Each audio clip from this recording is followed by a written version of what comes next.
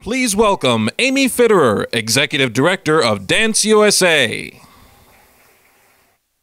Hello.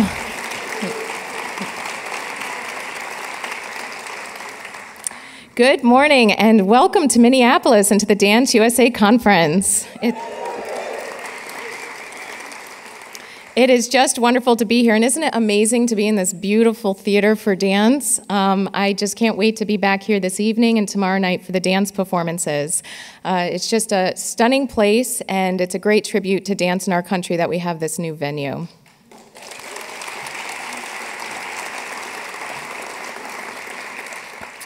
So I thought that I would start out a little bit by going through the conference by numbers.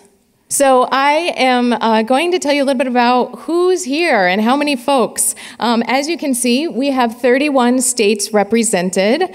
It's a really great swath of the East Coast, the Midwest, the South, and the West Coast. We also have over 400 registered attendees and growing because people are coming on site. We have almost 50 volunteers from the dance community in Minneapolis. So those people that you see standing around with the flags, thank them for helping us navigate the conference. There are also 50 scholarship recipients this year, so that is a huge tribute to the local funding community in Minneapolis to help artists from the Twin Cities and the Minnesota State attend, so that's great. You'll also see that we have people from 4 different countries. I can't wait to meet the person here from the Philippines and the person here from Germany. We usually do have even more international representation, but I just love the fact that a couple new countries showed up on the list this time. And I decided to do this fun little map. So you can see the cities. Where there's a dot, there could actually be several people from a dot. But these are the cities that are represented here. And you can see that we're really covering from New England all the way down to Florida, across the Midwest, obviously lots of cities in Minnesota, down throughout Texas. We have this big blank area. And then, I'm just going to own it, it's like, and then we have the West Coast, and it's a great representation, I think, from the West Coast as well. So yeah, we got some work to do finding those dance companies and getting them to come from Montana, Wyoming. I've already learned about some great dance happening in the Dakotas. From those of you here, you've told me about it, so I'm going to contact them. Utah, we know of some great dance there, but anyway, I'm very, very proud to see that despite that big hole in the middle, there's a pretty great national representation here. So hopefully this will be a really positive networking experience for you. Also, conference by the numbers is we have 30 local dance artists performing.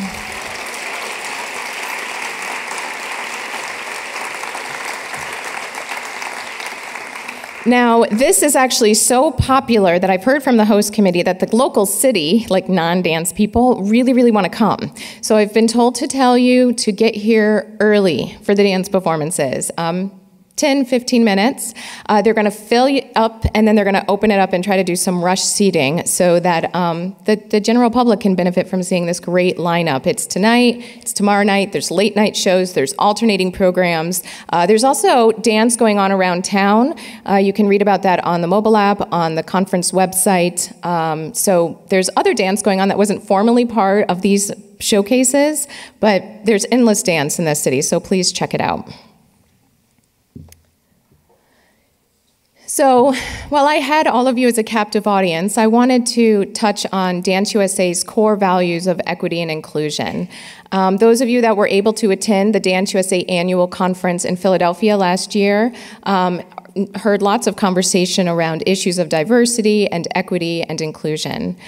Since that conference, we have formed a board committee dedicated to the issues of equity and inclusion. We have released a public statement on the topic, which isn't action, but it's meaningful that we have something public out there that does outline our commitment of how we're going to demonstrate our commitment to the core values of equity and inclusion. We've been working hard with the Trustees Committee to bring on a very inclusive slate of new trustees. It's progress. We still have a lot of work to do, but we're happy to continue to deepen these conversations in all aspects of the organization. The statement I should mention is actually on the DanceUSA website, so if you click on About, right under Mission and Vision, you will see our core value, and it's longer than what you just saw. Last fall, we did our first attempt at a demographic survey. Because we are not experts in doing this type of census data collection, we narrowed it down to a body that we could collect this data on. We worked with all of the largest ballet companies in the United States with budgets above $7 million. We had a 100% response rate. We looked at all of the ballet dancers only. We did not look at administrative staff or boards. So it's the very first small step into benchmarking demographic information. But we thought that it would be very helpful because ballet, as we all know, has a long-standing challenge around racial and ethnic inclusion. And the ballet managers, we've heard from them their tremendous commitment to addressing this issue, and many of them have been working hard on it. And you'll hear from, in particular, Ballet Memphis will be presenting on Friday. So there's 2 whole sessions back-to-back on Friday related to attaining authentic diversity. But I wanted to just make sure that you saw the highlights. 12% of American ballet dancers in the dance company's budget $7 million and up are Hispanic or Latino, with the majority being male. 11% are Asian, with the majority being female. Not surprisingly, just under 5% are African American Black, with the overwhelming majority male. And there's one Native Hawaiian Pacific Islander, and she is female. We are very interested in figuring out with our sister organizations and the Performing Arts Alliance how we can collect larger demographic information on administrators, on boards, and on the many different dance genres and budget sizes. So a much more exhaustive look at benchmarking information as we all continue to attack this issue. Again, I know this is just progress, but it's important to me that you all know that we continue to be very committed to this value. So in line with that, I have very exciting news. DanceUSA is pleased to announce that we are going to have a round 3 of engaging dance audiences.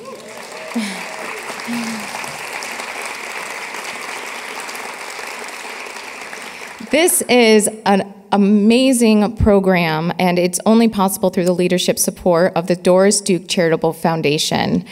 For those of you that are brand new to DanceUSA and don't know what this is, it's a national re-granting and professional development program. We are wrapping up round 2. We just had 19 grantees funded, totaling just about $1 million, all over the country. They've been here for 2 days of sharing and learning. And later this year, we'll be announcing the guidelines and the application process. So I have a very special surprise for you. Ben Cameron, Program Officer from the Doris Duke Charitable Foundation, is here with us for the entire conference, and he's going to come out and say a few words to you. So, Ben Cameron. Thank you. Thank you, everybody. Good morning. Let me reassure you, this was not a precondition of the grant, so just so you know. I am triply delighted to be here with you all today. First of all, to welcome you to Minneapolis, which is one of the greatest cities in the world. Let me just say it. You know, I spent 6 years of my life here, and every time I'm here, I say, if anybody would offer me a job, I'd move back in a heartbeat, and after 16 years of in New York, I'm getting the message. But still, it's one of the great cities, not only for the arts, but for arts philanthropy, so I'm delighted, number one. Number two, I'm really honored and delighted to be standing in the Home for Dance that was built by John Coles, one of the great champions for the arts this country has ever seen, and named, as I hope you know, for Sage Coles, who we just lost this year, but who was one of the great activists, was a dancer for Merce Cunningham, was one of the great champions for dance that our country has ever seen or will ever see. And frankly, I'm delighted to be here among all of you who are representatives of the great talent pool of dance in the United States. And as we talk about dance to our board, we clearly talk about dance, but we also talk to them about your role as being champions for imagination, for expression, for curiosity, for community, for the reaffirmation of our human bonds that you express every time that you turn or that you leap or that you reach or that you defy gravity to jump both literally and metaphorically into the unknown.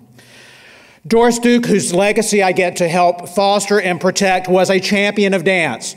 For those of you that don't know, she counted among her closest friends Katherine Dunham and Martha Graham before anyone ever appreciated their giant talents.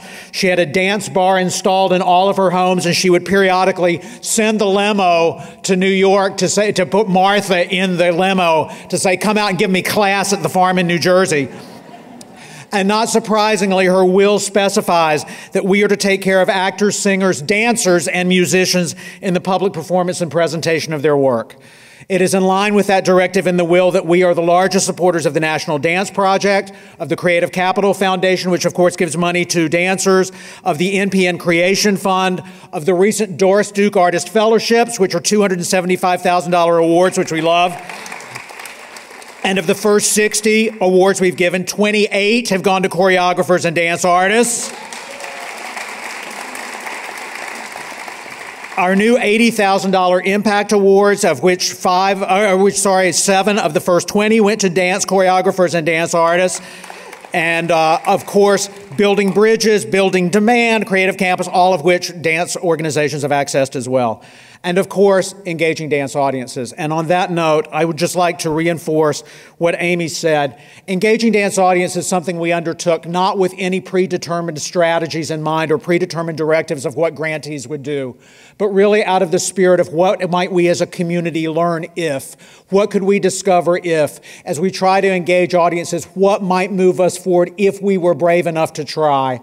And I just spent the last 2 days with an extraordinary group of grantees who not only were willing to take that adventure and try, but did so in a spirit consciously where they transparently are anxious to share not only where they succeeded, but where they fell short and where they may have failed, because we chose them in part because their projects would resonate with the larger dance field as a whole. I'd like to thank DanceUSA for undertaking and making and morphing and changing this project as they've gone forward, and with the great Suzanne Callahan for her leadership in making this all come to fruition. She's right over there. I would like to say to a lot of you, some of you are great friends. I look forward to reconnecting you with this conference, but I look forward to meeting for the first time those among you who are friends I have yet to meet. And I'd like to assure you not only that we're here to do whatever we can to convince our fellow funders that they should be engaged in supporting dance as we are, but to reassure you that the hand of the Doris Duke Charitable Foundation is extended to you both now and for years to come. So we are here to serve you, and thank you. Thank you, thank you for what you do for your communities, wherever you are, whatever kind of dance you do, whatever your missions or goals. We are the richer for your presence, and it is our humble honor to be able to support you in the work you do. Thank you all, and God bless.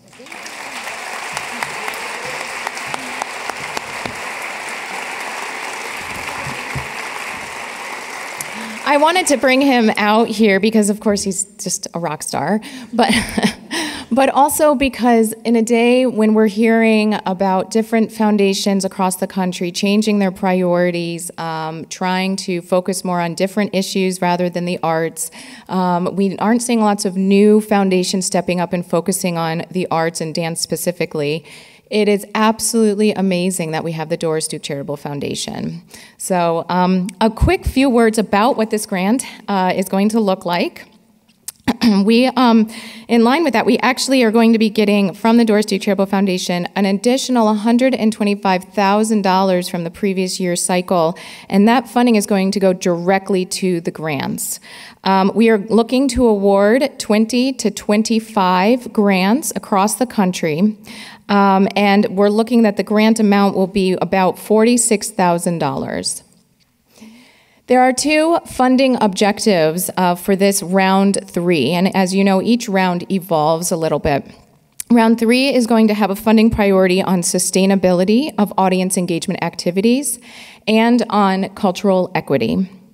For sustainability, organizations will apply to refine their audience engagement practice, looking at it particularly carefully from the audience perspective. And with the cultural equity, the panel will be charged with curating a portfolio of grantees that better reflects the diversity of audiences in America. We will express particular interest in supporting organizations that engage a range of audiences who reflect notions of cultural difference in class, gender, generation, race, ethnicity, religion, sexual orientation, or other aspects of diversity. As we understand that this is a big goal, we are going to be working very closely with consultant Baraka Saleh, who for many years ran the New Jersey Performing Arts Center. She also worked for many years at Yerba Buena Center for the Arts, and she was instrumental in the Ford Foundation's work on their Africa program. Baraka also served as a panelist for our Engaging Dance Audiences Round 2.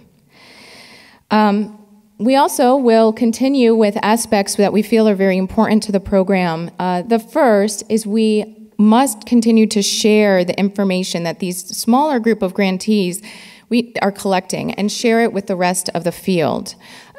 This fall, we will be announcing and releasing a searchable online database. Right now, the Round 2 grantees are very busy.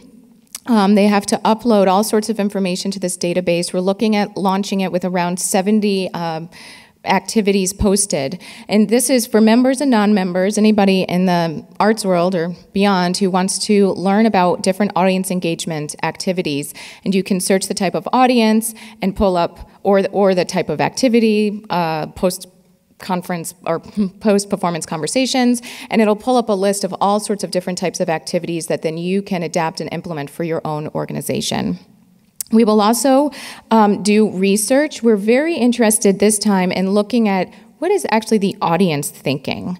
This is a tough thing to gather information on, so we have been speaking with Ben about it and other experts in research across the country. But we want to know not what is it like for the dance organization to put this on. We want to know what is actually happening in the minds and the hearts of the people sitting in those experiences. So more to come, but what you'll want to do is find Suzanne Callahan, who I'm asked to stand up for a moment. She's wearing a nice white suit, so that'll help. Suzanne Callahan is the program manager of Engaging Dance Audiences. She has the answers on specifics, but we actually still have a lot to figure out. We're still in the wrapping up of Round 2, so we will be announcing information over the coming months. So stay tuned, visit our website. Everything will be, and follow us on social media. So that's fantastic news. I'm going to move on to something that the programming committee really wanted me to talk about, and I have to say I wanted to as well. Last year we had a conference mobile app, and I have to admit I didn't really use it that much, but I know that our staff and some of the conference attendees used it a ton, and they raved about it. Then I also knew that there were other people like me who were using the printed brochure or put together their own schedule and just followed that religiously. I have been using the conference mobile app, and I love it. And I know it's really weird to say this because it's our mobile app, but I want you to take the time to figure out how to use it. It will work with every single device, whether it's a Apple, Android, all mobile web devices will work with this. You can go to the DanceUSA conference website. There's a button that you can click on to say download, then you click on it again, say download, and it will start to download onto your phone. If you do know where the App Store is on your phone,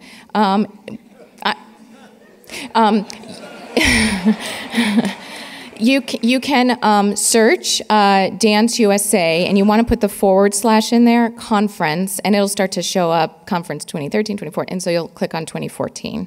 This is where you're going to get the most up-to-date information, not only on the programming, but there's a whole parallel experience happening right now on this mobile app. And totally unmoderated, and it's really fun. I mean, people are posting photos, they're posting comments, they're being cheesy, they're, say whatever you want, enjoy the mobile app. It's a whole nother level of dialogue. And then also you can follow the schedule and get accurate information. So now it is the time that is very, very, very important. This conference would not happen without our sponsors and our funders. So I'm going to walk us through the organizations and foundations that have made this conference possible, and please hold your applause, and then we'll give them an amazing applause at the end. So we have our title sponsors, American Harlequin Corporation and DeWitt Stern Group. We also have our gold sponsor, Target, and our silver sponsor, Freed of London. Our bronze sponsors, Arup, HG Architects, Patron Technology, Schuler Shook, and Tessitura. Our host partners, we aren't in hotels anymore, we're in these arts venues. So the Cole Center for Dance and the Performing Arts, the Northrop, where we'll be tomorrow at the University of Minnesota, and the Walker, which was able to host engaging dance audiences earlier this week. We also have our host committee sponsors. This is a great city for dance, and it's because in many ways there's a support system here for it. The Jerome Foundation 50th Anniversary Grant, the McKnight Foundation, and the Minnesota State Arts Board. We also have DanceUSA's national conference sponsors and foundations, the Doris Duke Charitable Foundation, the Andrew W. Mellon Foundation, the National Endowment for the Arts, and the Schubert Foundation. So with that, let's give an amazing round of applause to our sponsors and our funders.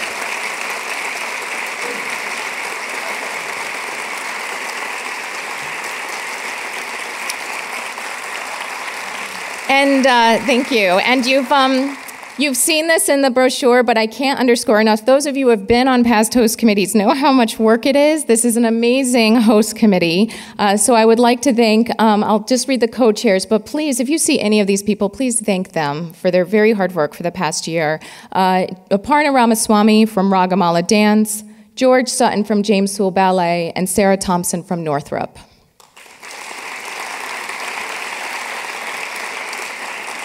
And of course, I cannot ignore the amazing, amazing DanceUSA staff. They keep me in line. This conference is happening because they're running it closely with the host committee. It's an amazing team of individuals. So if we could give an amazing round of applause for the DanceUSA staff that's all behind the scenes.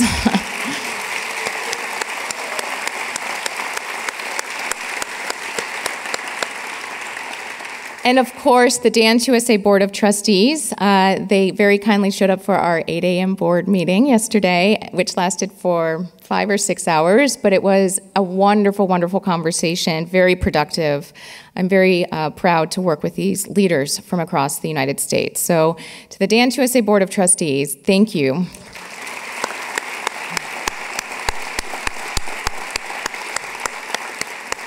And with that, have a fantastic conference. Enjoy the keynote, ask lots of questions, download the mobile app, and I'll see you around. Please welcome Kate Wolford, President of the McKnight Foundation.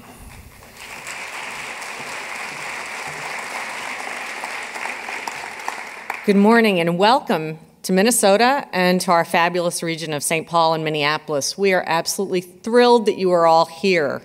My name is Kate Wolford. I serve as president of the McKnight Foundation. I'm joined here by several of my staff colleagues, and I'm going to ask them to stand. I think our whole arts team is here. I see Kristen Marks, Sarah Lovin, Arlita Little, and Vicki Benson.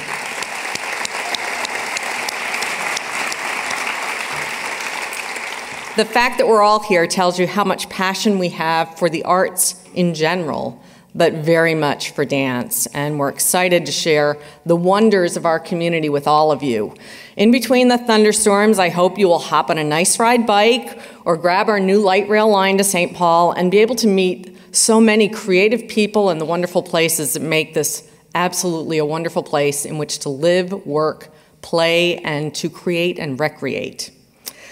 We cover in our dance community literally from A to Z, from Anaya Dance company to Xenon and everything in between. We are blessed by dozens of talented, diverse professional dance companies who have chosen to make Minnesota their home. Within and beyond these companies, our state boasts outstanding individual artists, choreographers, and dancers, many of whom are listed on a banner outside in the reception area that acknowledges McKnight's 30th anniversary of our fellowship program honoring dancers and choreographers. Thank you.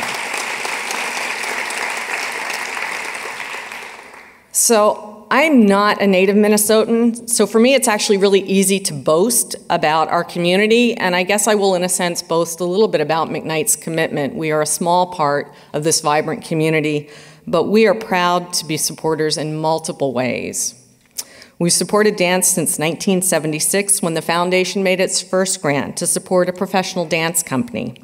Since then, our board has approved over $20 million of grants to support dance companies. Today, we support the general operations of 19 dance companies across the state of Minnesota. In addition to supporting dance companies, we also have an artist fellowship program that annually awards 3 awards to choreographers and 3 awards to dancers. The awards are $25,000 each, and they really have no strings attached. They can be used for anything from dental care to travel to creating a new work. And I'd like to share with you the names of the 2014 dancers and choreographers who just last month found out that they have received a fellowship. And I'm not sure if any of them are here. If they are, I would love you to stand and be recognized by the groups.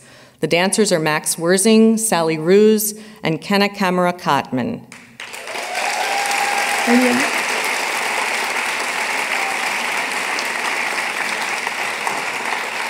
If you don't see them here, you'll meet them along the way. And also our choreographers, Wynn Fricke, Joni Smith, and Penelope Free, who I'm sure is here.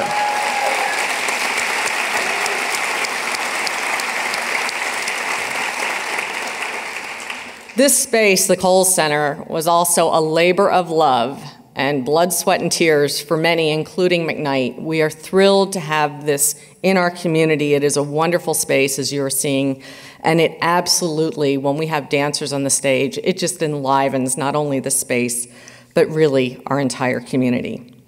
Our community is made better each and every day because of the contribution of artists and arts in our community.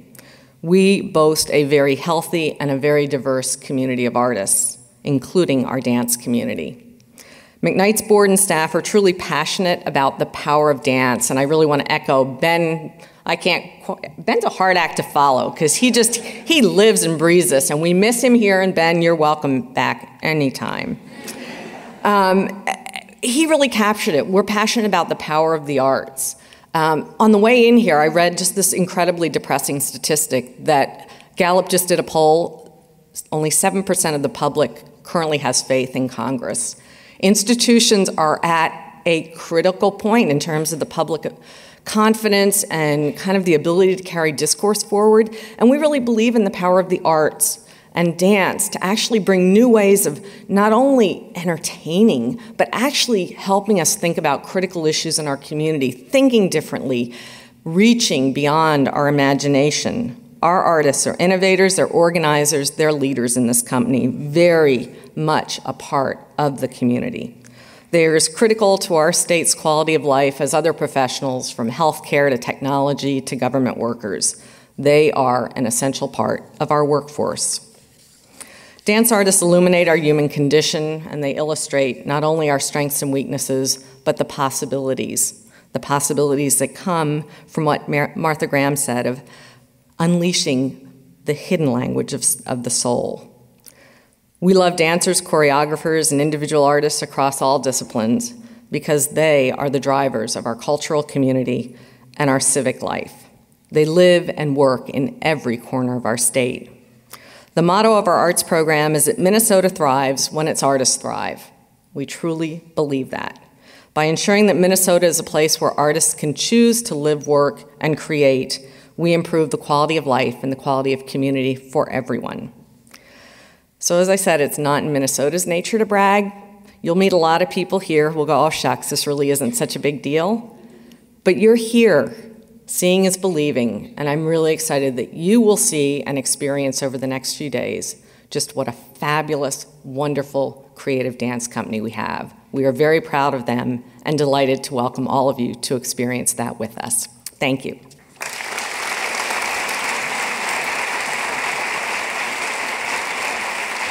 Please welcome Sarah Thompson, External Relations Director, Northrop at University of Minnesota. Good morning. As a trustee and as a co-chair of the host committee, I am absolutely thrilled to welcome you to Minneapolis. It has been many months and much hard work, and the host committee has been absolutely tremendous, and so we are so happy to throw open our doors and hope you enjoy your week here because we're very excited to have you. It's my privilege this morning to introduce you to this year's plenary speaker, Cecily Sommers. She is a true gift, I think, to us and this community. And, you know, selecting a plenary speaker at any convening is a bit of art, science, and maybe alchemy. We question what we can give you to take on your journey, what we can do to open your mind, get your wheels turning, get you thinking, start the inquiry, while reminding you of both passion and possibility as you come together.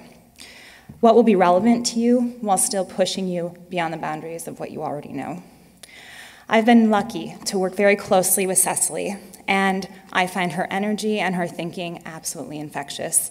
I always walk away with new ideas, new questions, and a real excitement and a fire in my belly for what might be next. From a professional dancer to a chiropractor to now a professional futurist, she is a master in reinvention and adaptation. Something we all seem to be searching for in our respective and collaborative work together. And as an artist and a creator, she gets us. She understands who we are in this room and at this conference, and acts as a bridge to worlds that we might think seem distant and often unrelated. She has unbridled optimism and enthusiasm for the future and for our place in it. And I mean specifically our place, these people at this conference, the work that we do out in the world. She invites us with great heart and fearlessness and candor to dream big, to look at what's working in surprising places, and to tackle the real work to the ground. Cecily speaks, writes, and consults on emerging trends, markets, and technologies shaping our future. She is the author of Think Like a Futurist, Know What Changes, What Doesn't, and What's Next, and the founder of the Push Institute, a nonprofit think tank that tracks significant global trends and their implications for business and society over the next 5, 10, 25, and 50 years. Cecily's straightforward and practical approach to strategy and innovation has been sought by companies such as American Express, Best Buy, General Mills, Health Partners, Kraft, Nestle, Purina, Target, Yahoo, just to name a few. She is a member of the Association of Professional Futurists, a frequent contributor to NPR's All Things Considered and other media outlets, was named by the Business Journal as one of 25 women to watch, and Fast Company's Fast 50 readers' favorites. I hope you enjoy, and without further ado, it is my distinct pleasure to welcome Cecily Sommers.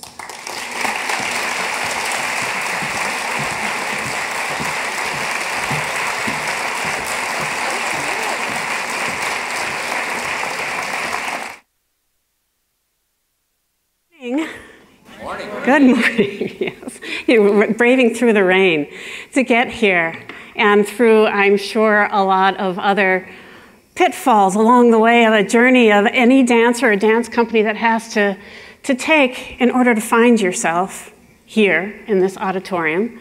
I am like gleeful about being on a stage like this because I tell you, I'm typically in ballrooms and other types of stages, but to be back on a performance stage, I had nearly had to keep myself out of the resin box backstage because it was like, I love this so much, and I really, really love being here with you. You are a piece of my heart, and I mean that most sincerely. It is quite a privilege for me to bring everything that has shaped who I am and has brought me along a journey from dance, as Sarah said, to chiropractic, and now a futurist. And last night when I was at the opening reception, as I was leaving, I was tapped on the shoulder by Michael McStraw, and Michael and I danced together 30 years ago. So it really is, I felt nervous and thrilled in a way that I typically don't do when I speak, but I am thrilled because it is not just my heart, because it's a piece of my experience, but because that's what art is. It is this incredible privilege and training in taking this deep dive to touch something real and honest and truthful, and then find form to share for others to connect with. That is a skill that has certainly guided my life. But it is unique, and it is beautiful, and it is something that you have to chart not only your own path, but to actually give to others. It is the skill set, quite honestly, that has informed what I do now as a quote-unquote futurist, which is really to say, I help people with innovation. I just do so by looking way out at the world to find what connects here into this form and how it relates into the world around us. So I'm going to share with you today my journey, one of reinvention, serial reinvention, which is really no different than the process that I did when I started dancing, of just continuing to stay in the inquiry and finding new form as you find new truths. That is the job. And then the other part of the job is to make sure that it resonates for your audiences. And your audiences happen to be people who sit in theaters most of the time, but your audiences are many more than that. And the way that you manifest and bring form into the world, I'm going for my clicker, found it. The way that you bring form into the world, like when you find who you are in order to share so generously, has to keep going. That the way to do that and to connect with the rest of the world is to do it by being a good business person. That's the ultimate form. And for me, it was a discovery. I certainly didn't always feel that way. I would imagine most of you don't feel that way. Some anxiety about that often.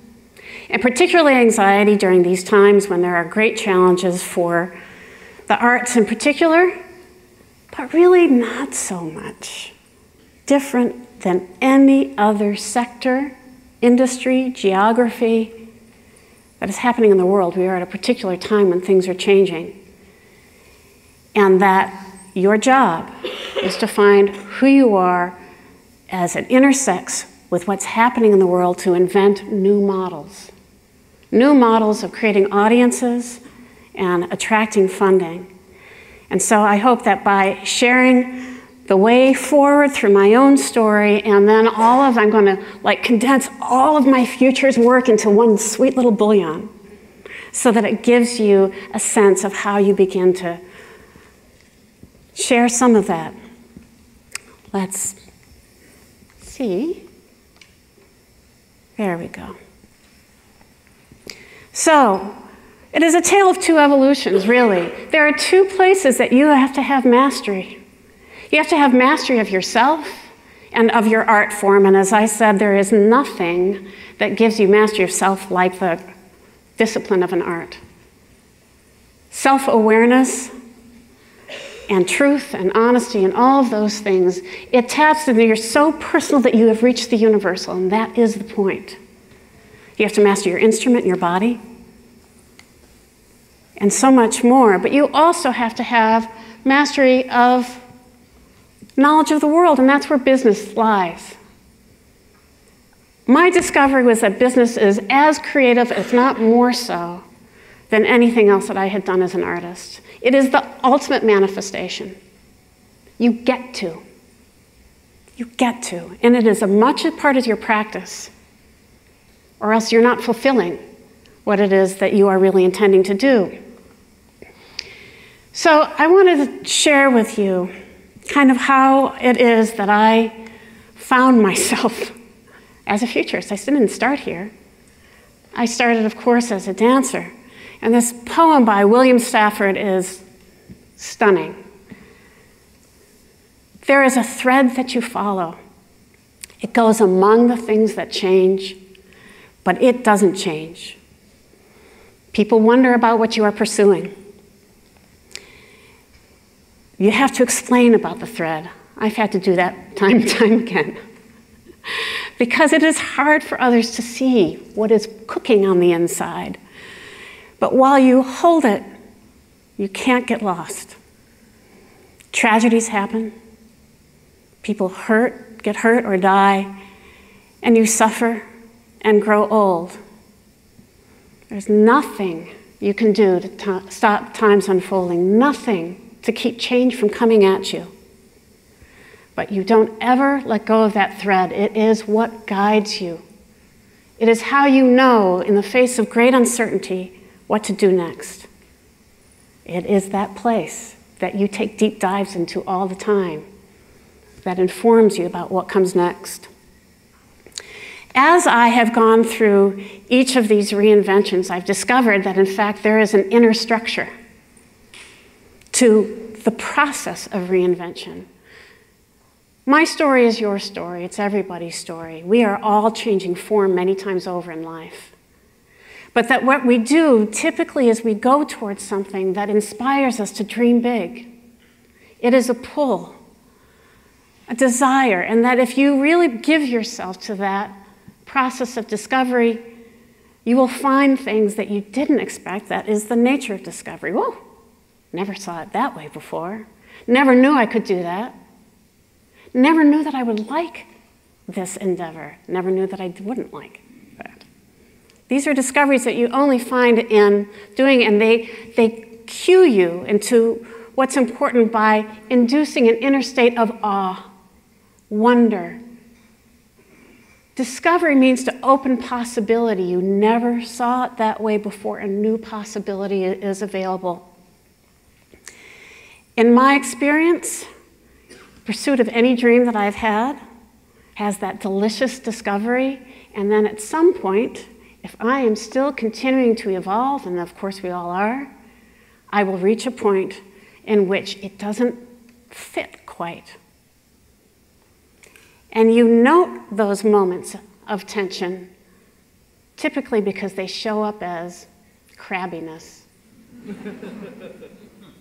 frustration, resentment, not fairness, all of that. That's what tension feels like. And really what it's doing is it's whispering to you, it's not working. It's not working. And you have some choices to make about that. And then ultimately, as you kind of edit and make choices, ultimately in my life, I've discovered that there is a reckoning. How is it that you resolve that tension with a dream that you first chose, or a new one that's beginning to kind of push at you, nudge at you, you may not see yet? And again, in my experience, that when that time comes, I found that I've had two essential choices. One is you either have to re-up from a new place, a new understanding of yourself and the endeavor that you have committed to, and you renegotiate that commitment.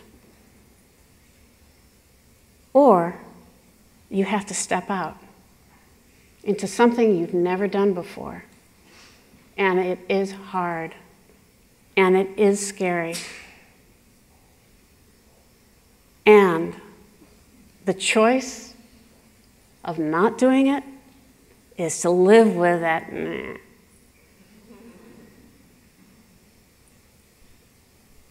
I feel fortunate in that I have a very low tolerance for misery. I recommend it.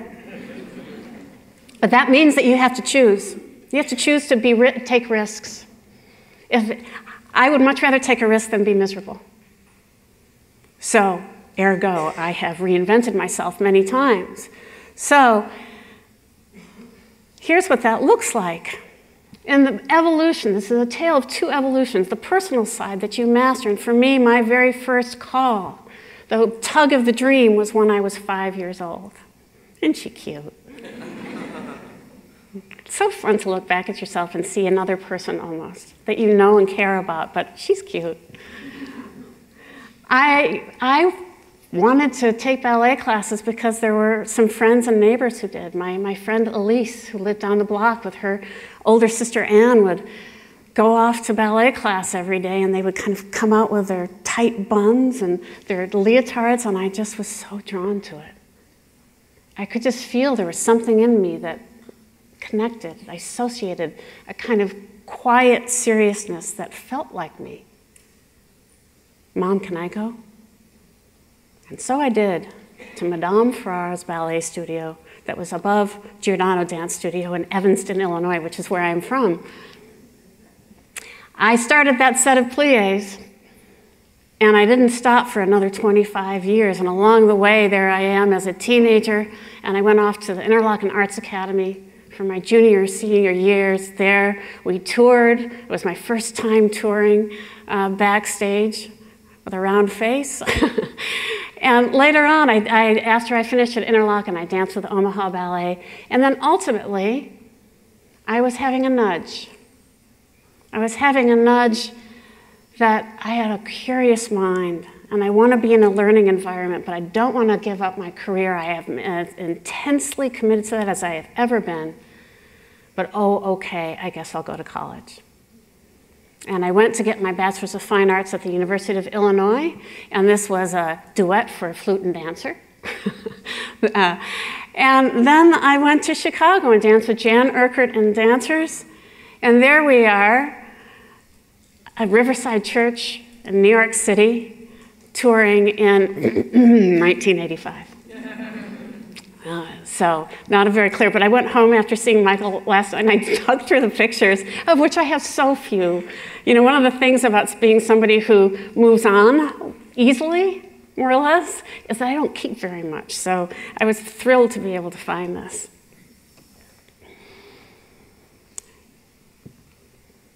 The tension came shortly thereafter, while I was in Chicago, and I was finding that I was in fact being somebody who was catty. And I was recognizing that that's not really who I am. And that I could change careers, I could go to New York as I had, or change companies rather, as I had thought I would, others thought I would. And I recognized that my discomfort was not situational. I had it really good, as far as being a dancer goes. Dancing with a great company, full-time, getting paid, teaching dance kinesiology at Columbia College, good people. Good work, and I was still not right. And that really the issue for me was that it was conditional. That for me to be my best self, I am always, always the most engaged when I can follow my own mind. That learning is when I am turned on, and that I needed to have more freedom to do that, and so changing form was important to me. And I decided to become a chiropractor, because one of the things that had happened while I was getting my BFA was that I had to take anatomy. And surprise, surprise, at Discovery I did well. And was invited to start teaching at the University of Illinois and then continued to do so. So I moved here to Minneapolis to go to chiropractic school. And my dream then was to basically continue to dance, but on my terms, and to have a little bit more autonomy in my life. I had a great time, and it was when I was studying chiropractic that I also then pursued. I got very involved in what does it mean to really inquire again, to go deep inside, and at this time not be so much focused on self, but on other. And to get curious about the systems in which we live and how it works. And what had enthralled me when I took anatomy and looked inside those cadavers was the wonder, the beauty, the extraordinary insight that I had, certainly in terms of applying it to my training. That when you could see, like I get so excited about the fact that the trapezius starts here, goes a beautiful diamond to T12, at which point the psoas comes and connects to the inner trochanter, and all of this is this design for biomechanics that we were living every day. It was stunning. That I could see the nerves coming down from the brainstem and out through the neck and down into my arms so that I could do all of these things that we counted on. I loved that. And it was a bigger part of a mystery and truth that I was hooked on, because that is really the process. So as I studied medicine, Western medicine, I went further in Chinese medicine and homeopathy and realized that each one of these are systems of logic unto themselves. And that as a doctor, in asking the big questions of what is health and what is disease, that there were no sure answers. That there was really just a way of doing the best guess and trying things out, just as we had always done in the studio. That instinct was still an important guide, but at this point, I had to actually reference something more than myself. I had to reference a larger body of understanding.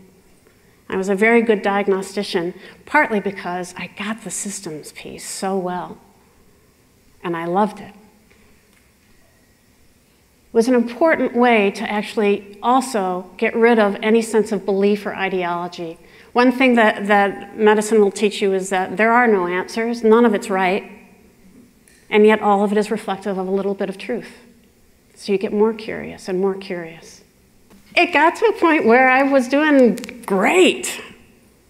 Beautiful clinic downtown, 5 practitioners. I had an art gallery, because for me it was all together. It always has been. Art has always been at the core of inquiry, the core of knowing what comes next.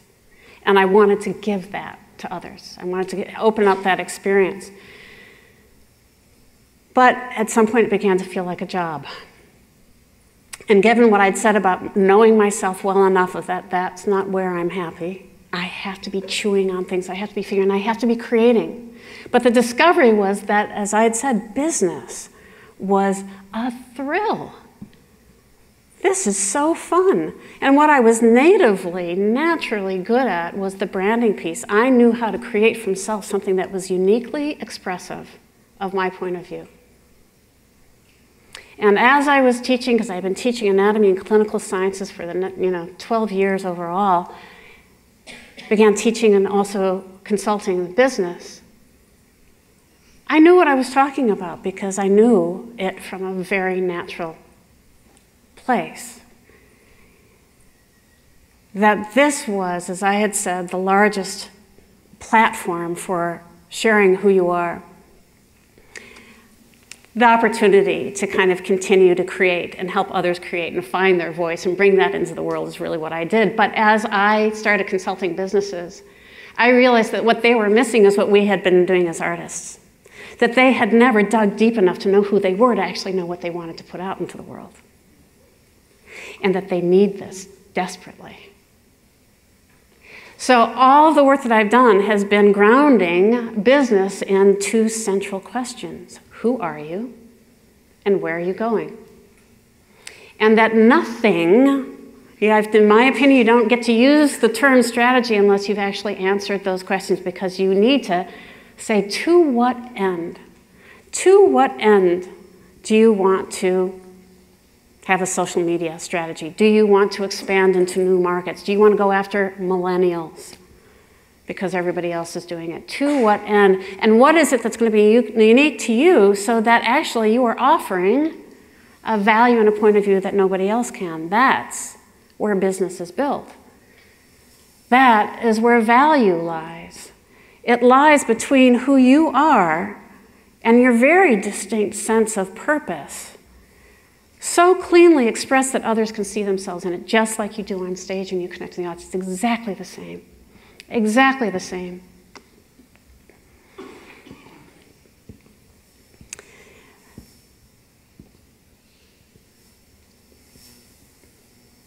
I've been privileged now to do that and to really help people ask who they are, where they're going, and to begin to look out into the world to see how that comes together. I'm going to share how I do that in the next part, but I wanted to share with you that really what I walk away with, the thing that is my heart and my core, are the lessons that I learned as a dancer, which is good is not good enough, and I can thank my pal Debbie Sienna for that, who when we would go into class, she would always march up to the front row, hike up her leopard leotard. At the time, she had green in her hair, and, you know, who does she think she is? But she had her spot in the front of the room. I was one of the ones in the back. I liked space.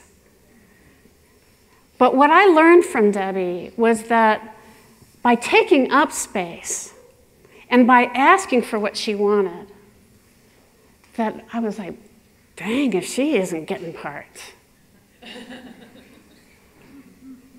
That it really wasn't enough to just be good or excellent.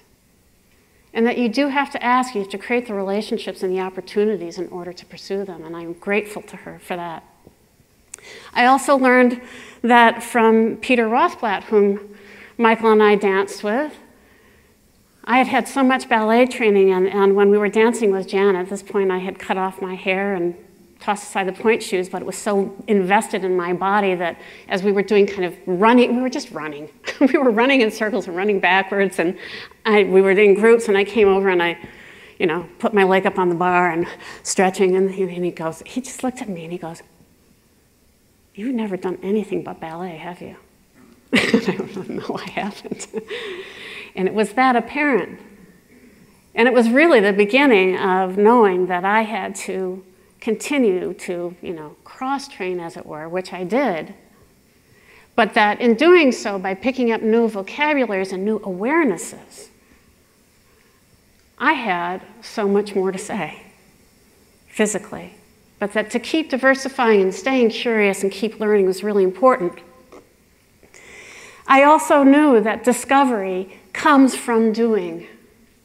And this is a key piece that I bake into my work now, that there is no way that you're going to sit around a conference table and talk it through and actually figure out a problem. You have to start doing something. You have to do it through moving, through feeling, through seeing, through touching, because that is when the brain excites new images. It is an imagined future. That's where it lives, in your imagination. And we can only feed it by feeding the senses. And that what we have in this life ever is the power to choose. And it's not ever the right choice. It is just a choice. It is the next choice. And you keep choosing. But you do that by staying aware, dream, discovery, tension, and reckoning of what comes next. And these are the things that inform you. And that lastly, you are never done. The journey is never done. It unfolds forever. So staying present and flexible and open and choiceful in life, I recognize now as a practice every day. There's no place to get to. The privilege for me of having a background in art and sciences and the ability to really find something that is true and human, that's where value is, and to then evaluate it in terms of the systems in which we live, is where innovation is. And that is the job that you have, the challenge that you have now in dance, is to innovate. Again, you are at a time where you have got to in order to survive. You will keep surviving because you can't stop doing what you do. But to thrive, you have to find new models and expressions for doing so. You keep looking for the discoveries and the things that turn you on and that you know that it is exactly right. Bare grunnrasjon, som det var noe galt som kan spises her.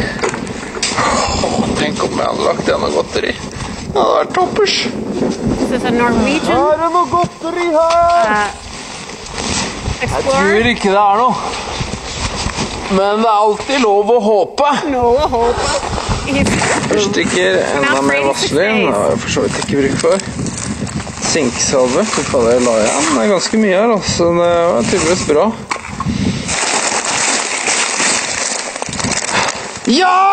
Ja! Ja!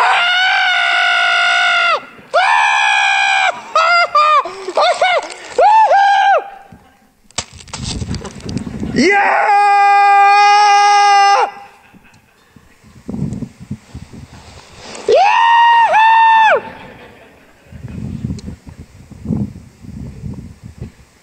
Er det virkelig? Hæ? La jeg igjen det?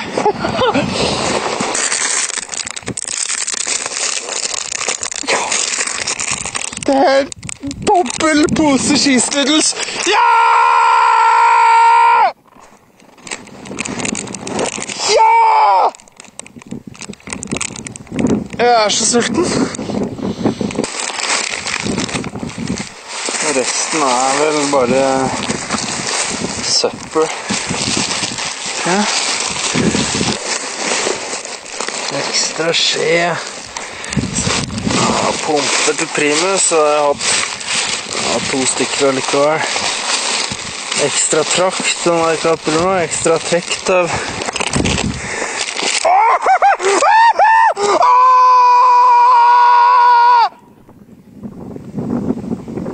Hva er det jeg har tenkt, da? Har jeg drevet lagt inn dette her? Jeg har sikkert tenkt at jeg har prøvd å spart vekt, da. Det er jo ikke mulig. Hæ?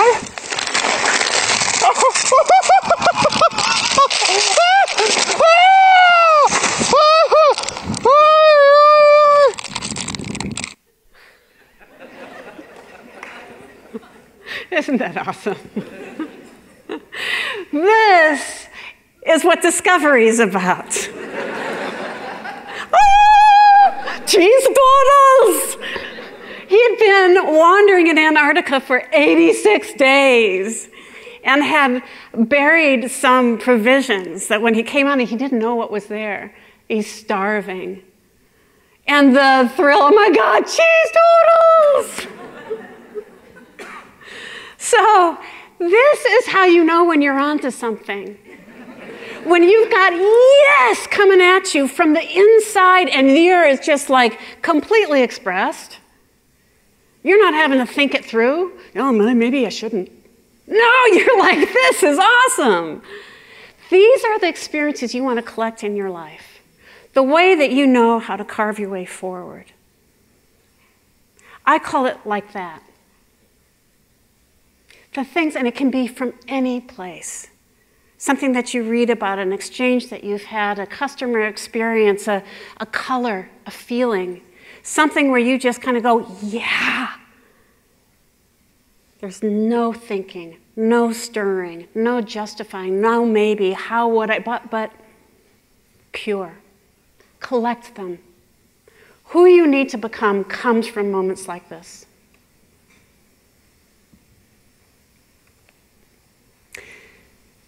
I can tell you, and you've done it already in your life again and again, we can never be born enough. We are human beings for whom birth is supremely welcome mystery, the mystery of growing, which happens only and whenever we are faithful to ourselves. And it is that, that tells you when you are on that mother lode of faith and truth. Collect it, watch it, give it room. So, that's the personal piece. You are practiced in it, you know it. All I'm doing is saying, keep going. The place that we now want to pay attention to is what happens out in the world. That has its own sense of evolution and how changes evolve and shape our society and where the world is headed is a really useful enterprise. I dig it. Really excites me to understand because it gives a context for who we are. and what we want to create. It happens in a very predictable way, which is very useful. I have come up with 4 forces of change that allow me to scan for emerging signs of what's happening and how our world is beginning to take shape. One of the things that we have been shaped by primarily is technology. We use technology to get things done. And as technology continues to evolve, our capacities, our capabilities grow as well. The futurism is really about how will we get things done. Communication technologies in particular are critical because ideas, the exchange of ideas, is how innovation and change begins to accelerate. We get new ideas, we're exposed to them, we build on them. And now when we can do it instantaneously, it means that the rate of change is accelerating like crazy. And here's what I want you to know, is that it's not ever going to slow down. It is only going faster. That is its natural force. Because just like in our lives, as the change in knowledge is additive, technology is additive as well over history. What this means is that we are going to be living forevermore with a level of turbulence and volatility that is the new normal. And what that means for how you do your business, run your company, seek to create a place in the world for what you do, is that you have to bake in the same level of dynamism in your thinking and how you do what you do that matches the dynamism in the environment. And if you try to force it into the old way of doing things, it will slap you. It will make you nervous. It will keep you up at night as you start to worry about where it's all going. Well, it's going into the past.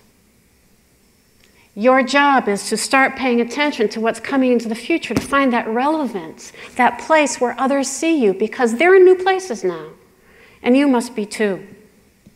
So technology is just one of the 4 forces. Resources in this order. The raw materials are in our environment.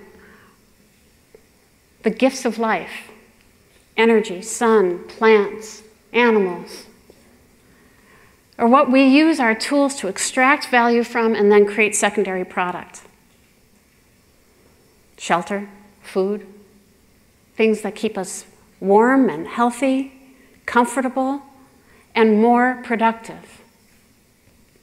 We come together so that we can be productive, that we can do more together than we can do on our own. And who's there really matters, who we are producing with. And as groups come together, and this has been true from the very beginning, is that we have to have rules of cooperation. And that's governance. Government is just one form, and it's an institutionalized form of governance. But really, it's rules of law. You institute some in your own home, probably as well, for your group and your clan. It's also rules of the market, because as we produce new things that create new value, it pushes on us. Governance is the human agency for how we manage what we do in relation to our environment and how we make our way forward. And the sticky, tricky, icky part is that it's a laggard, typically, because we're slow. We are slow and we are resistant.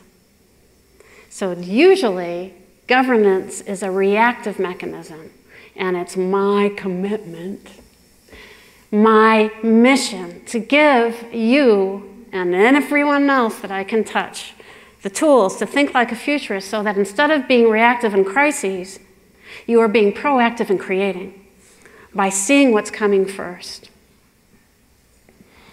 We can see this in the world because this is an economic model, by knowing that when technology changes, and this is the key to this really, is that when the tools of production change, all of society adapts, and it changes too.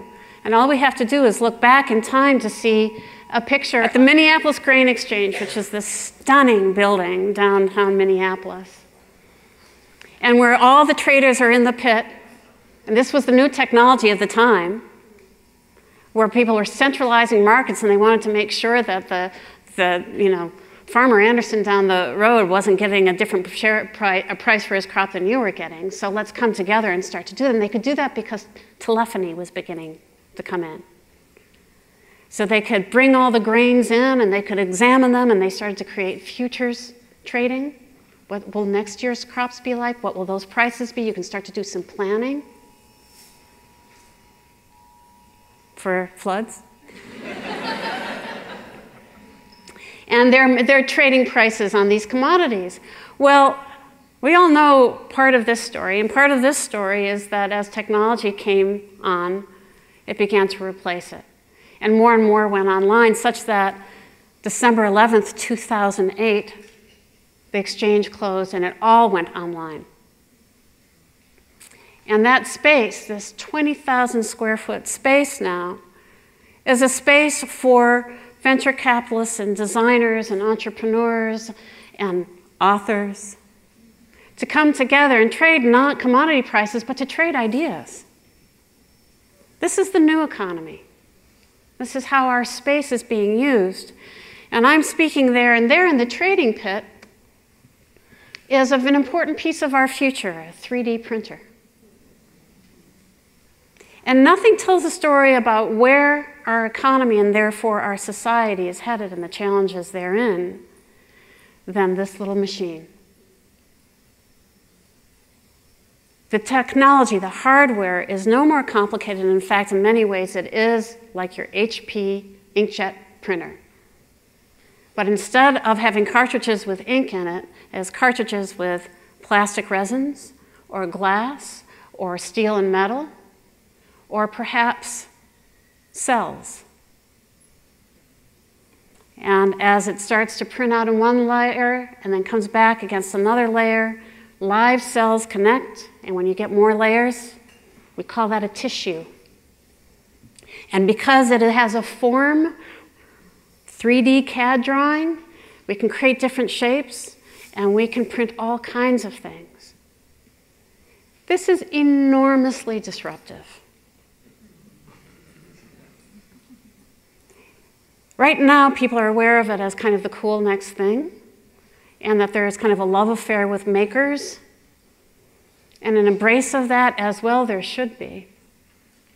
But there's still kind of a blinder on about the fact that what does stores sell when everybody has a fab home at home, hub at home, and you're printing out your own food and medicine and gear and widgets. Nokia, the last version of their cell phone, came with the software for personalizing your own phone case. Hook it up to a 3D printer and away you go. It is absolutely already here. MakerBot printers are becoming more and more common and are coming into the home. So that when you start to see some of these potentials, and that's what I study, are the future potentials in each of these force fields. The question really is that when you look to your own future was, what is your potential? Who are you? Where are you going? And what is that vision that animates and drives you? So that when you look to the future where there are so many possibilities, you go, that's my territory. That's what I want to create from.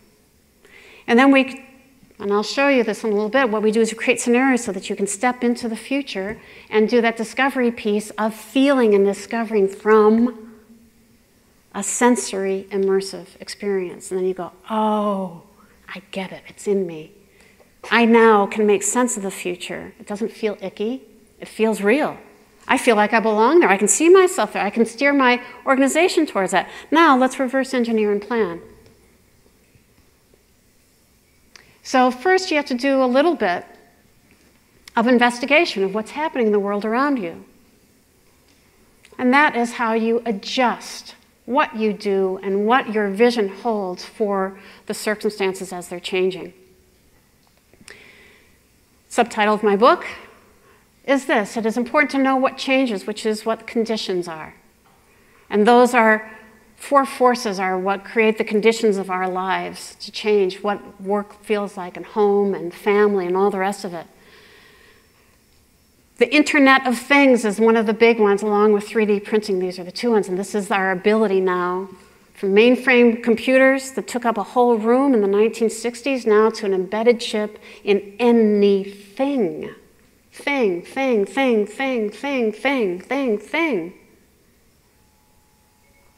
And then it does that. Can beep, send messages, connect. For a more connected and personalized and custom experience, which is what we're beginning to see in our cell phones and in smart homes already. It's just becoming increasingly that. So we get a lot of, and I'm just sharing with it, artificial intelligence is that embedded. Sensors, the robotics, are simply computers that move and have certain behaviors. There's a lot of this attaching to bioscience, certainly in energy and elsewhere. But what doesn't change is what we steer by. It's that thread. The thread that pulls us through is that there are human needs that never change, ever, ever, ever. Humans will always need to belong, assert themselves, be seen and valued, be greedy, do all of those things, have comfort. And what should never change either is your role. Your role, that is really what brand and purpose are anchored in, is what is your role in helping people meet those needs inside of these new conditions? And when you ask those questions, is what you get for innovation. So when we imagine the future, we pull from some of the things that are the research that's being done. So that when you come to a conference, you may be checking into a hotel that's actually underwater. And you'll still have the same needs. You'll still need to unpack, you'll be hungry, you'll need to check in. But now you'll be sleeping with the fishes and you'll have a new vista of sorts. But as you unpack and you say, I'm going to take a shower, but first I want to order food and I'm going to look at the menu, you put in your order, and by the time you come out from your shower, you have dinner awaiting. Because in fact, you ordered your food at the Fab Hub that was on your bedside table. I'll have a filet mignon, medium rare, please. Presto. Go to check messages, as you do now. And it's probably going to be on those big walls where the fish is on the other side, and check in with a friend who happens to be in Madagascar, and she goes, whoa, look at these cockroaches. Like really big, I've never seen anything like it in my life. Take those coordinates of that cockroach, send it to the Fab Hub, print one out, say, I want to see how that looks and what it feels like, and in fact, I'm going to personalize it too. Maybe you'll have it sing a song, do all kinds of things while you're working on your presentation for the next day. If there is any part of you that went, ew, that kind of future does not feel right. Anybody feel that way?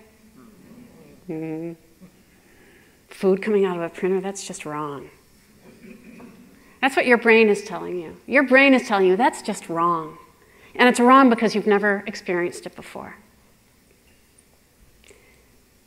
My job, in many ways, your job, is to overcome the biological bias to resistance, to anything new, and instead of going, ew, to go, ooh, that's cool.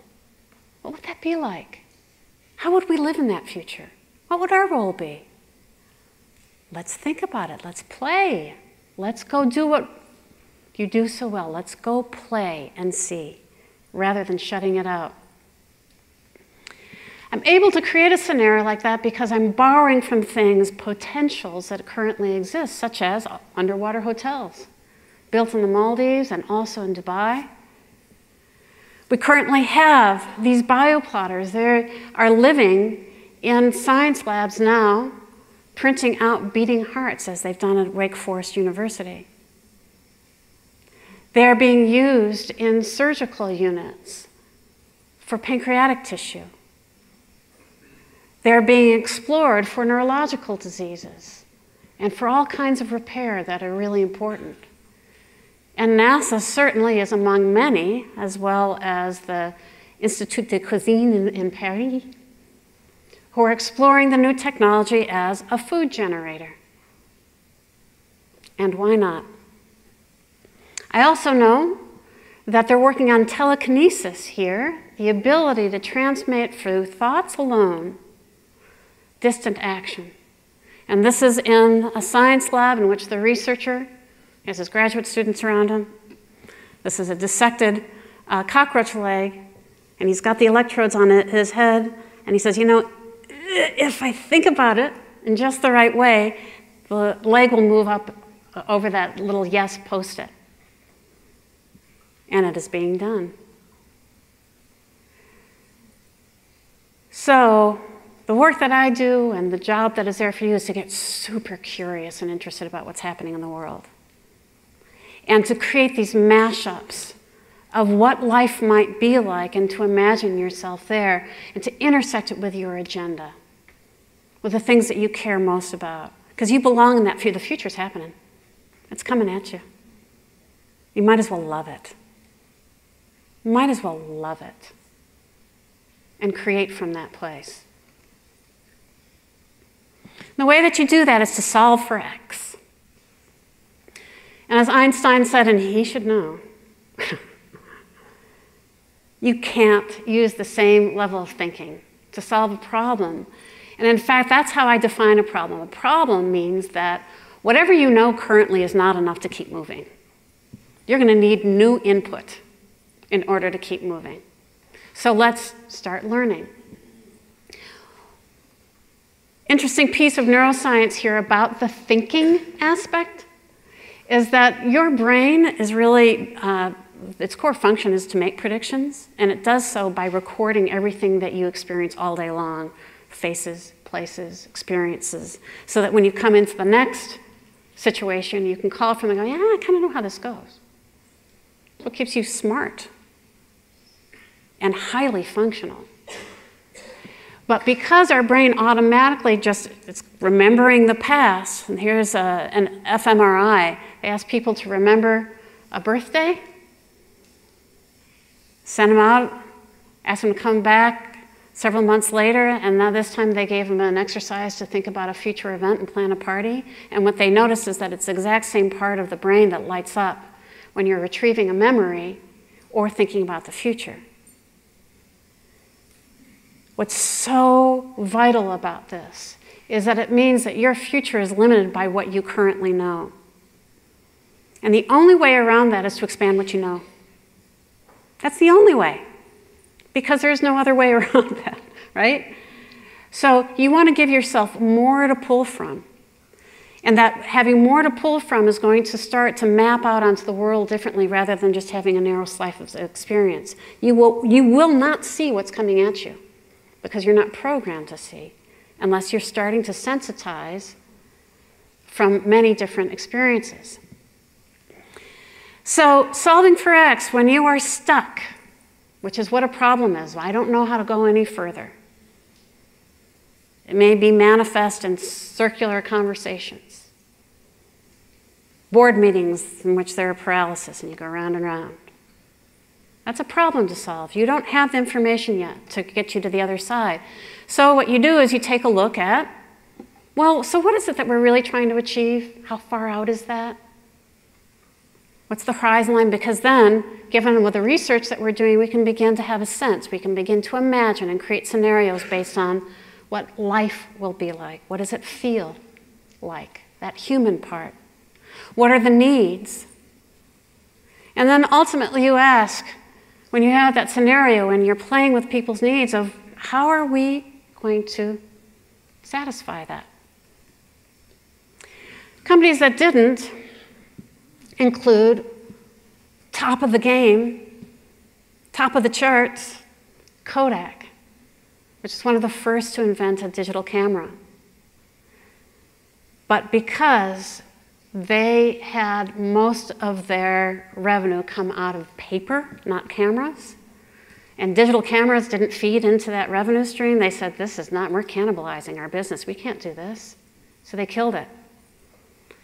And it was only a matter of time before their business died in 2012. They stopped selling cameras.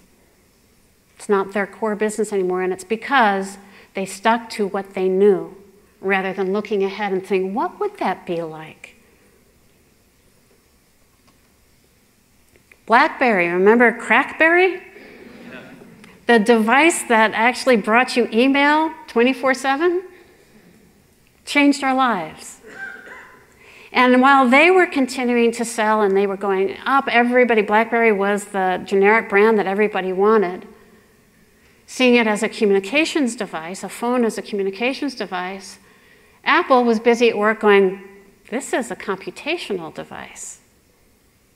And they were busy at work with new visions because they were looking a little bit more broadly so that when the iPhone came out, BlackBerry could never compete. They had lost all that ground. And they're still trying to hold on, but by 2013, their stock price had fallen to $1.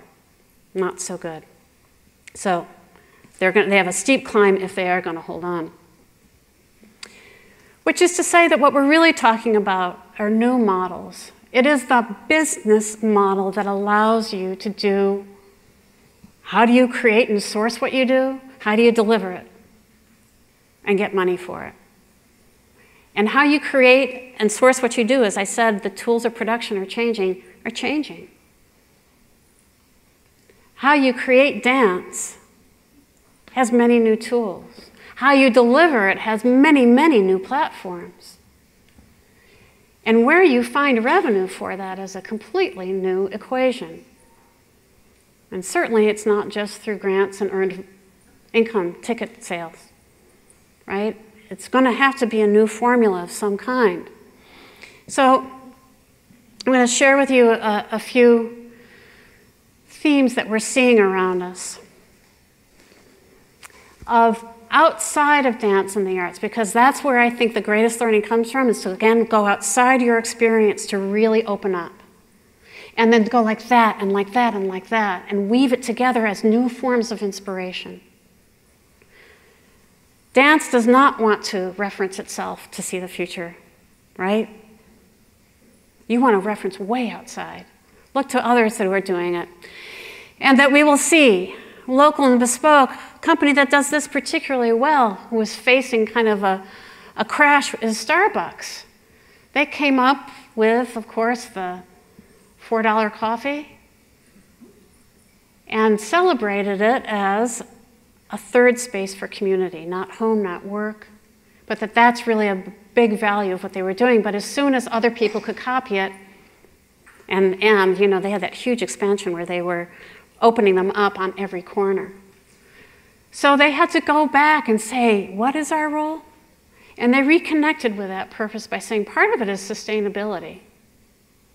We know we do good coffee, we have to, or else we're not Starbucks. So that has to be the consistent thread. But that third space is really important, and it needs to be personal because it needs to be yours. So what they did was they set up design studios in local communities, and they got local resources. This is delivering on their sustainability.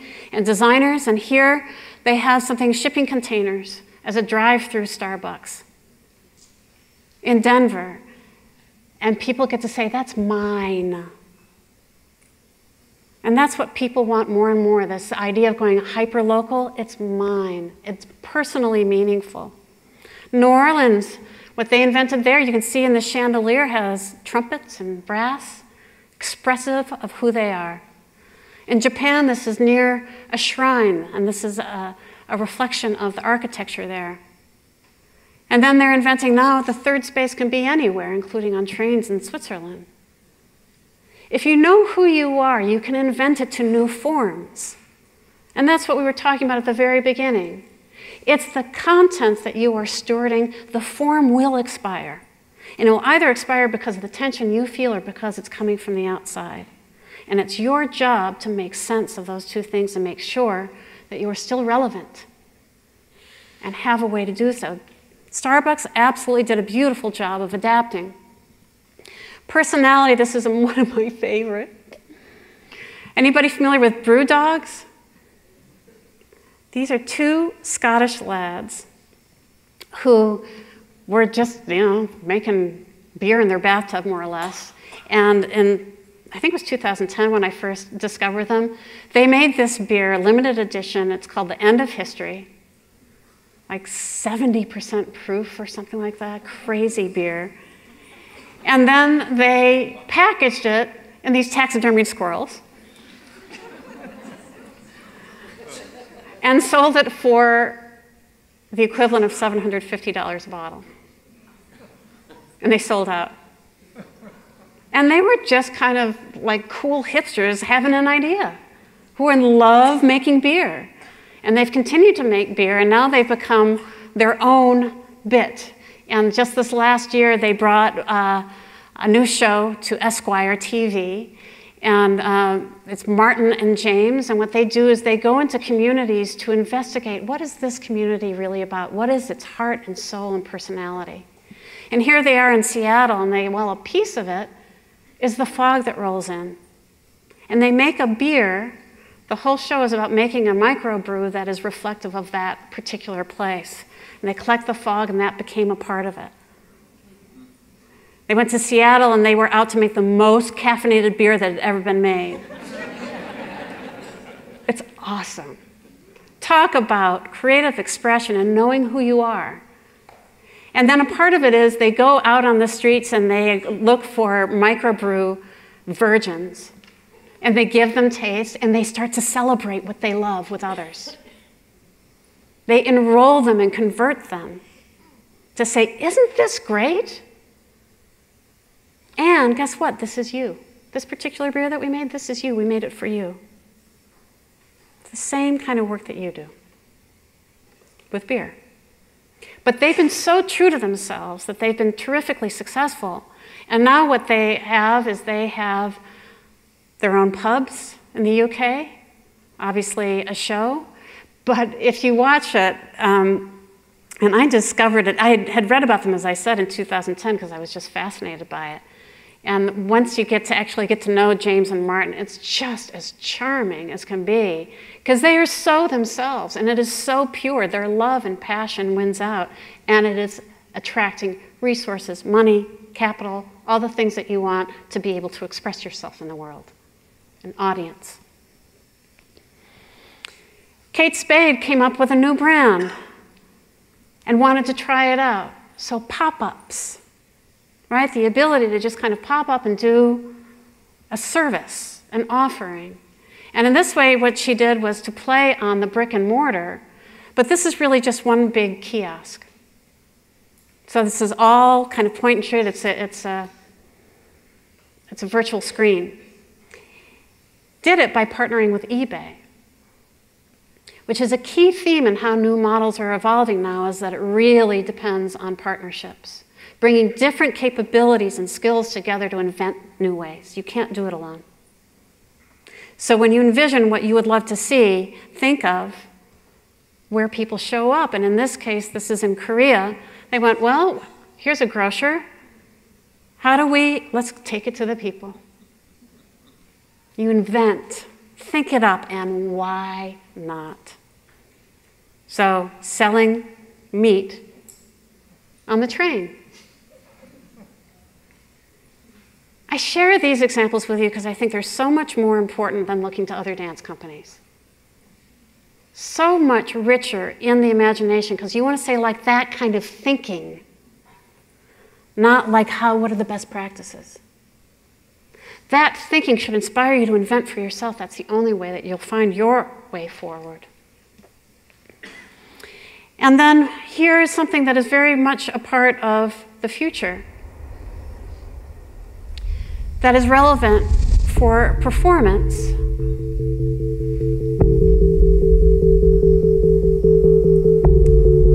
Which is holography.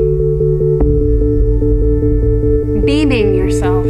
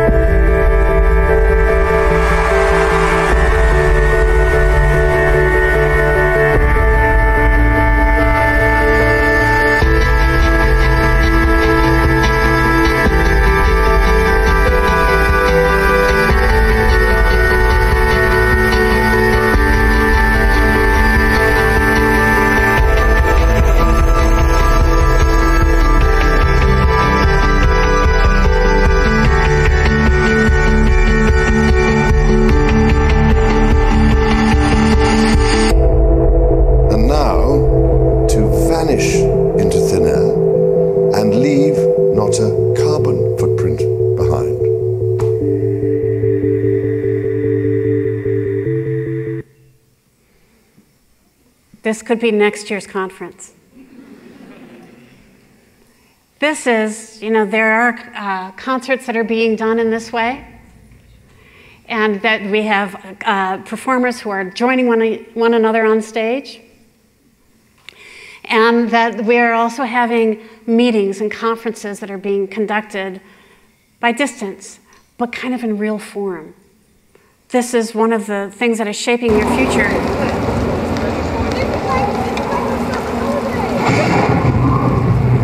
I'm here at the Design Museum on the South Bank, and we're launching a Whiskey Talisker Storm. It's the world's first interactive weather machine. I can produce my own weather, pull the handle, and all hell will break loose.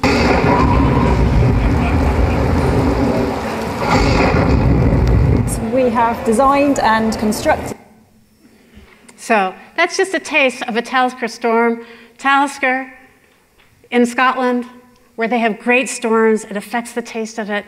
People come and they experience this storm, and anybody who's there has had a taste of the brand, and that's the name that we use for it, that the next time that they go shopping for Scotch whiskey, they feel connected. I've had that experience where you're joined. It is a part of my memory. It delighted me. And that's part of the choice that they make. So you want to create those experiences that are shared. 80% of people will choose that when you have that shared memory together. So that kind of participation. We're running out of time, so I'm going to quickly walk you through a couple of things here.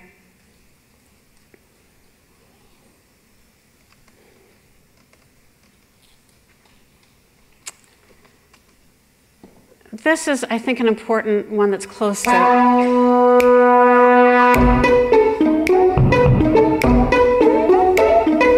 Red Moon Theater has a legacy of transforming public places. Citizens of Chicago know Red Moon as the single institution that can take over a public place and entirely transform it. And they expect that of us, and they love that about Red Moon Theater.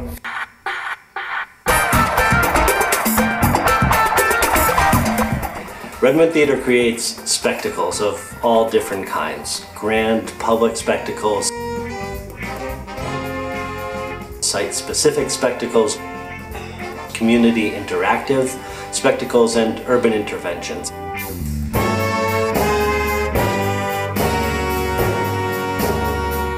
And we do that in a really highly visual style built around these strange, ingenious mechanical devices, robust physical performance.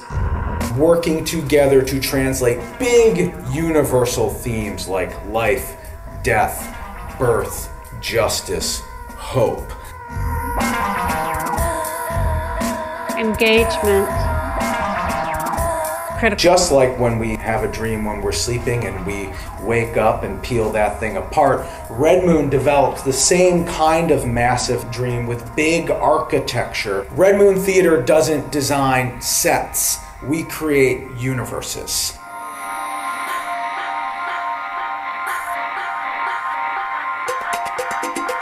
The thing is to offer people a new experience and a new vocabulary, and something that makes sense, has its own internal logic. It creates something that I don't think you see anywhere else. I think it is a unique blend of things.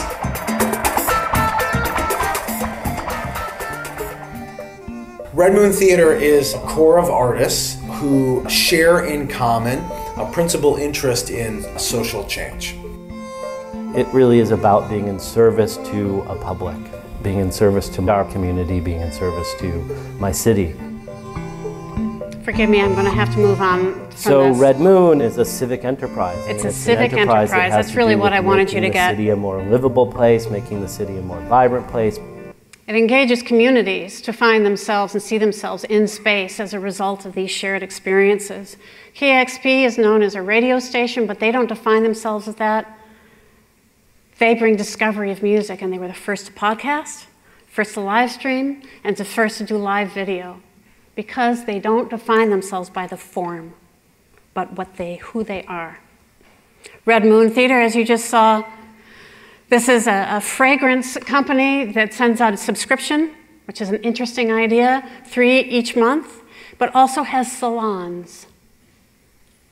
Storytelling, they believe scent and storytelling go together. What a beautiful new mashup.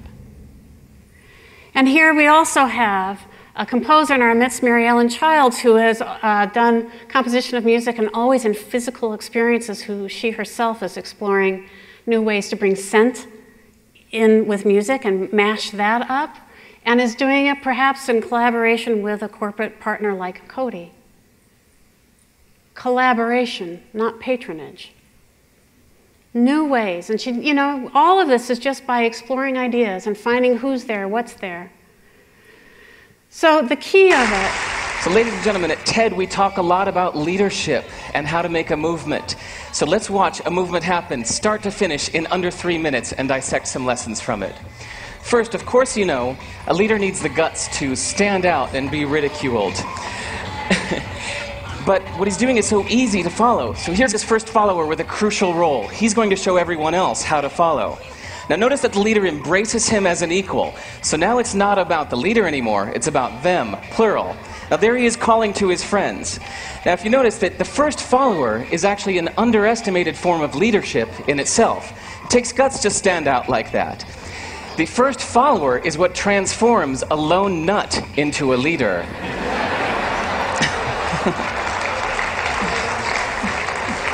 And here comes a second follower. Now it's not a lone nut, it's not 2 nuts, 3 is a crowd, and a crowd is news. So a movement must be public. It's important to show not just the leader, but the followers, because you find that new followers emulate the followers, not the leader. Now here come 2 more people, and immediately after, 3 more people. Now we've got momentum. This is the tipping point. Now we've got a movement. So, notice that as more people join in, it's less risky. So those that were sitting on the fence before now have no reason not to. They won't stand out, they won't be ridiculed, but they will be part of the in crowd if they hurry. So, over the next minute, you'll see all of the those that prefer to stick with the crowd, because eventually they would be ridiculed for not joining in. And that's how you make a movement. But let's recap. That's how you make a movement. First followers. Gotta be a lone nut. But really what it comes to every day is to remember that you are constantly rebuilding yourself and living by finding a beautiful answer to ask an even more beautiful question. Living in a question and an inquiry. Remembering that good isn't good enough. And that ultimately, the power of choice is what leads you forward, that thread that pulls you. And that it is a practice of courage. Do what you can do every day. It doesn't have to be big, you don't have to wait to figure it out. Keep moving. Practice curiosity, look outside of your world ongoingly, feed your brain new things to pull from. And never stop asking questions, and living with optimism, not dread, is critical to being a good problem solver. Love, fall in love with the challenge that's in front of you. It is a place to live from, because all you ever really have the opportunity to do every day is just go back and put your oar in the water and keep rowing. That you don't know where that stream is going to take you, but you want to just keep rowing gently as it goes around a bend or hits a crag, or a waterfall, or a beautiful oasis. But that your job is to keep rowing and to do so merrily. Merrily, merrily. Because what we have to work with ever, always, is a dream. That is what the future is. The future does not exist anywhere but in how you conceive it. So let your dreams fly. Be in love with the world as much as you are with who you are and what you bring to it. Find ways to engage and invent from that place. been absolutely a thrill to share this much with you. We may have a few minutes yet if there are questions. We've had a long morning. Questions from anyone? Yeah. I can't help but asking with this idea of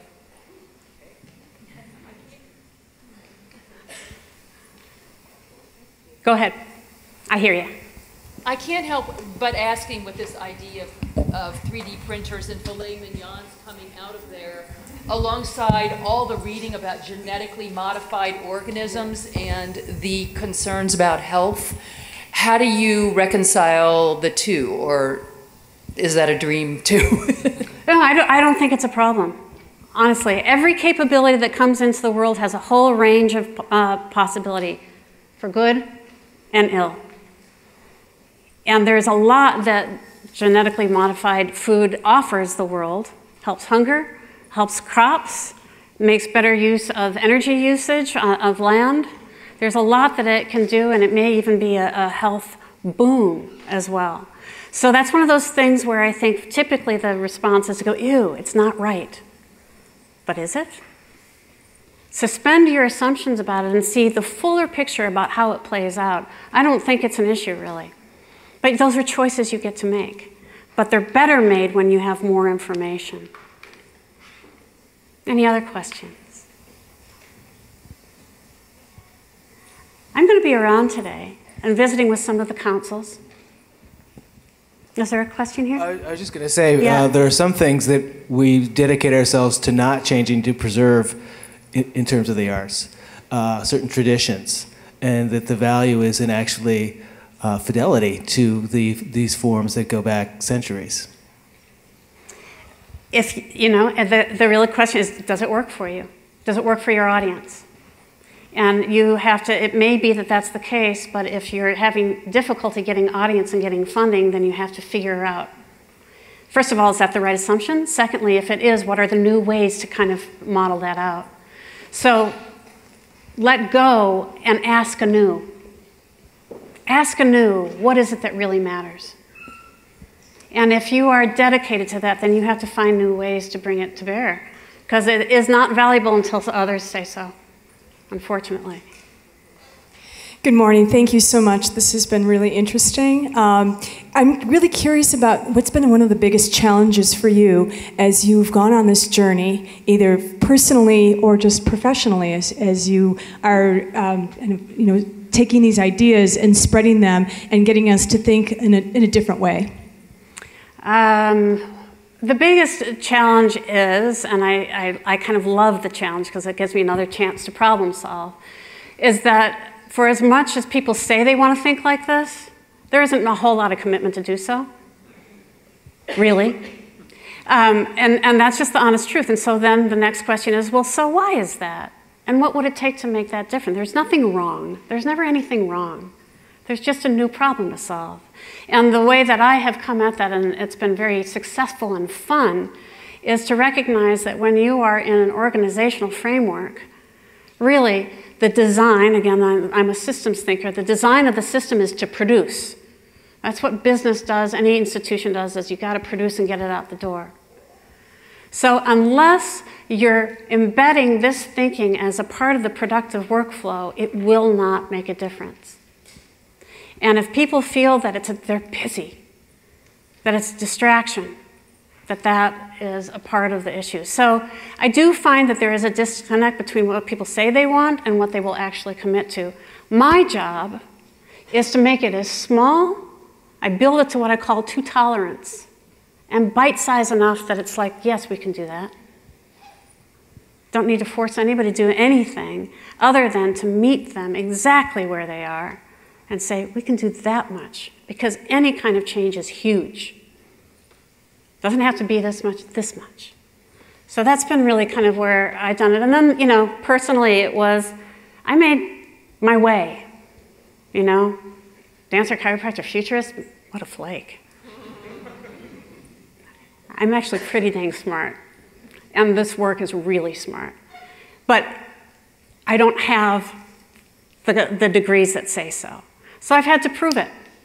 And I did that by starting the Push Institute and doing Push Conference, which invited international thought leaders from around, get on stage, share things with them, and it was what built my profile and community, such that people then trust. So it is, trust comes through experience direct. You got to get in front of them and engage. You can't be mad about it. Go do the work. Keep doing the work. And that's my motto. Every time that I feel distracted by a challenge, if it is distracting me, I pull myself back and I go, I have work to do. I have my work to do. I can't do anything else but what's inside me. And if I live up to that the best, then that's all I can do. And to keep listening to what the world is saying and doing so that I can continue to invent things that are resilient and relevant and that make me money. Right? I call that R-cubed-OI. Resilience, by watching what's happening in the world. Relevant, because you've attached to the need and the values, and you know it's working if you're making money.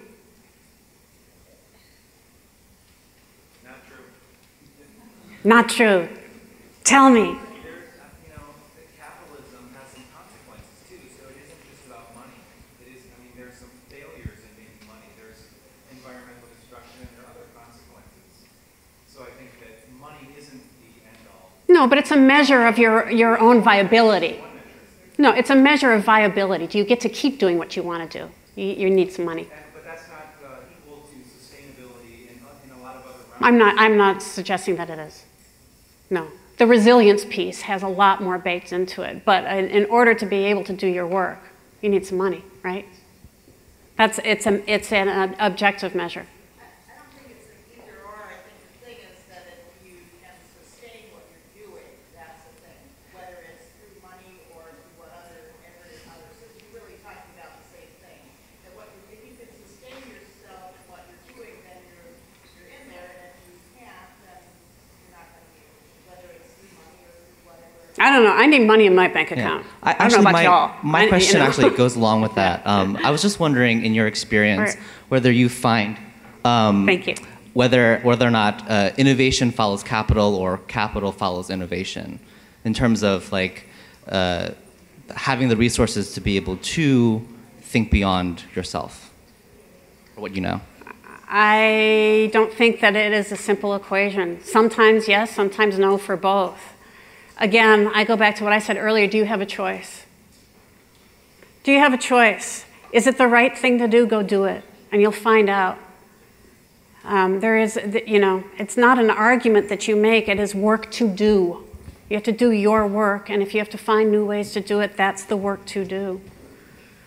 So, I have some books that will be out at the registration table that I'm happy. I only have a handful that I brought with me, so that if you're interested, I'm happy to sign them and sell them, and I will be around through the day too, and to engage in more conversation with you. Thank you so very, very much.